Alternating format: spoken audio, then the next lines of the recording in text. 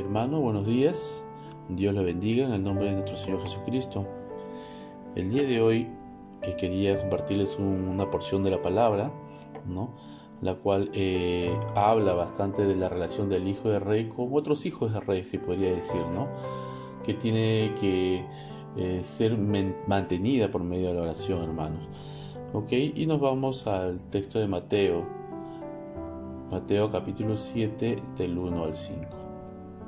Y la palabra del Señor dice así: No juzguéis para que no seas juzgados, porque con el juicio que juzgáis seréis juzgados, y con la medida con que medís os serás medido. ¿Y por qué miras la paja que está en el ojo de tu hermano, y no echas de ver la viga que está en tu propio ojo? ¿O cómo dirás a tu hermano: Déjame sacar la paja de tu ojo, y he aquí la viga en el ojo tuyo?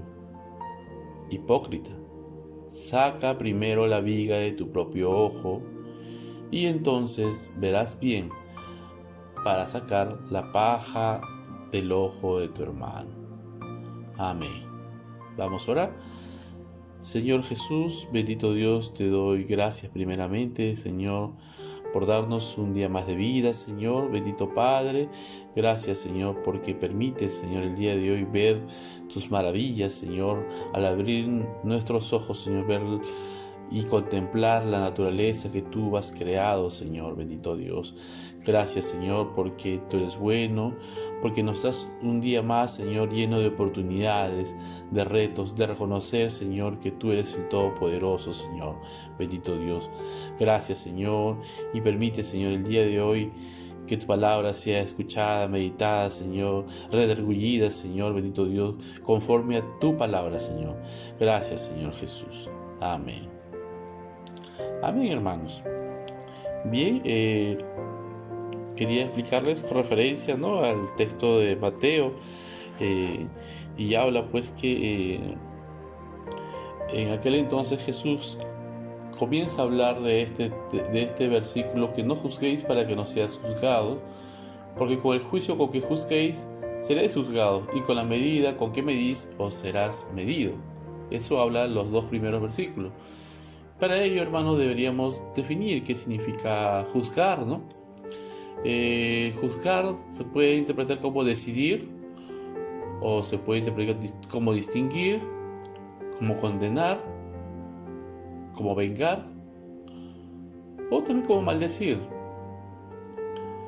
Estos versículos no quiere decir que a un hijo de Dios le es prohibido juzgar a otros, sino que no hemos de juzgar los motivos interiores de otros en el sentido de condenarlos. Vemos solamente las acciones exteriores. Dios no nos prohíbe juzgar las acciones malas e injustas. El punto principal es que si usted es duro en su juicio para con otros hermanos, usted será juzgado con la misma medida que aplica a otros, o sea, que usted será conocido como una persona que es severa en su consideración para con otros, ¿no? Ello lo reafirma en el libro de Romanos, en el 14:4, que dice: ¿Tú quién eres que juzgas al criado ajeno? Para su propio Señor está en pie, o cae, pero estará firme, porque poderoso es el Señor para hacerle estar firme, hermanos. Hermano, por ejemplo, hoy en día en la sociedad nos han llevado, ¿no?, nos han puesto a entender de que lo inmoral, ¿no?, es malo, ¿no? O sea, estamos bajo una línea, ¿no? Por ejemplo, alguien que crea que decir mentiras es inmoral reprochará que alguien mienta y lo juzgará por lo mismo. Pero supongamos que alguien crea todo lo contrario y diga que mentir es bueno. En tal caso, no vería mal que alguien practique la mentira. Y aunque es totalmente normal emitir juicio contra los demás, hermanos, debemos saber qué es lo que condena a Jesús respecto a eso. O sea, estamos nosotros hacia una corriente de este mundo, pero Jesús nos dice algo, ¿no?, que debemos saber qué es lo que condena a Jesús respecto a ello, ¿no? En ese entonces los fariseos disfrutaban el juzgar a los demás. sintiéndose superiores, condenaban el pecado ajeno, hermano, pero no se daban cuenta que con sus juicios descalificaban al prójimo. Con eso no contribuían a la justicia de Dios, sino al contrario. No se daban cuenta tampoco que juzgando el pecado ajeno, su propio pecado aumentaba.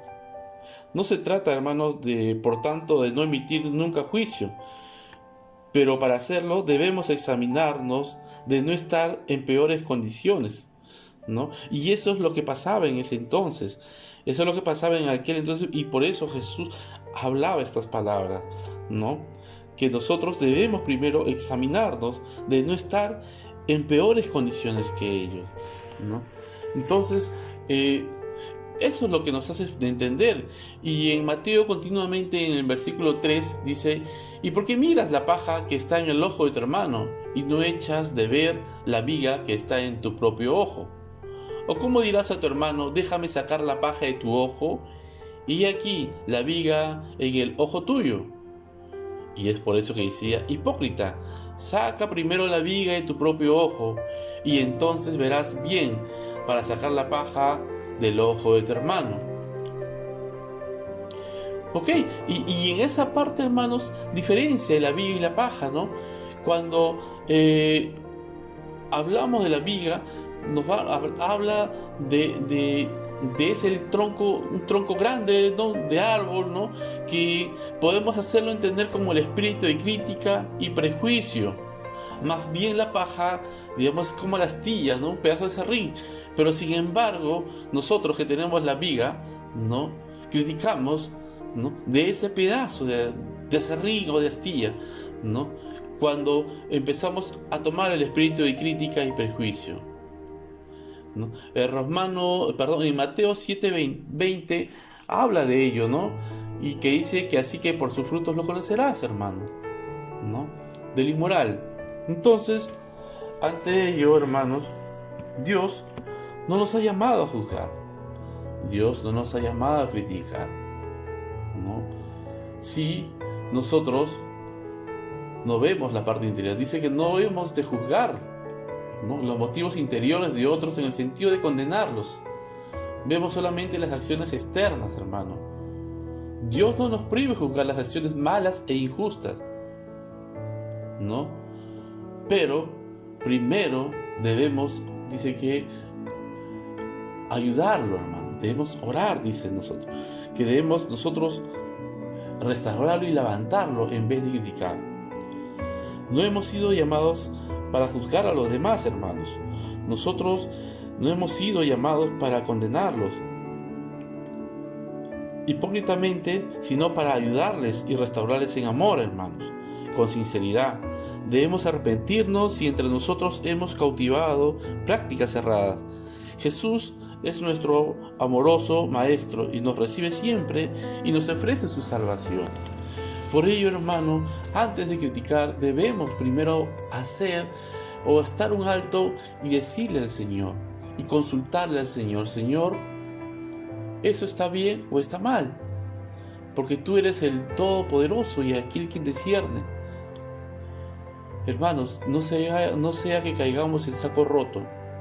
Más bien dice el Señor que debemos de restaurarlo y orar por él.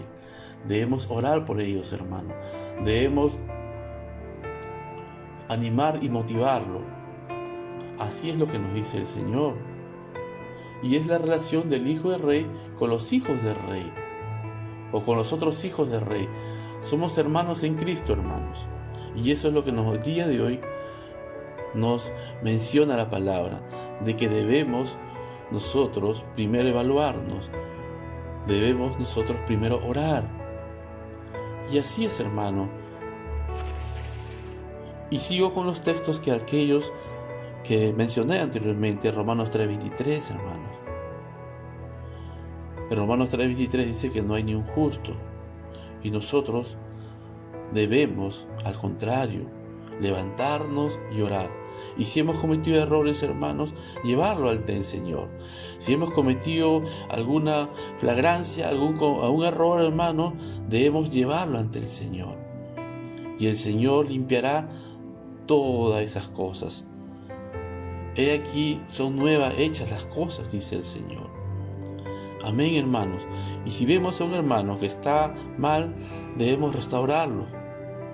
Debemos orar por él, hermanos. Dios lo bendiga, hermanos. Vamos a orar. Señor Jesús, bendito Dios, te doy gracias primeramente en este tiempo, Señor. En este tiempo, Señor, donde las cosas de este mundo, Señor, cada día nos aprieta, Señor, bendito Padre, tal vez por las necesidades, Señor, económicas, Padre, tal vez por alguna dolencia, alguna enfermedad, Señor, bendito Dios. Señor, te pedimos que seas tú quien tomes el control, Señor, primeramente, Señor, de nuestras vidas, Señor, Padre, para poder, Señor, hacer las cosas conforme a tu palabra, ser diligente, Señor, y prudente en nuestros hechos, en nuestras actitudes, en nuestros actos, Señor, Padre Santo. Ayúdanos, Señor, bendito Dios, a hacer tu voluntad.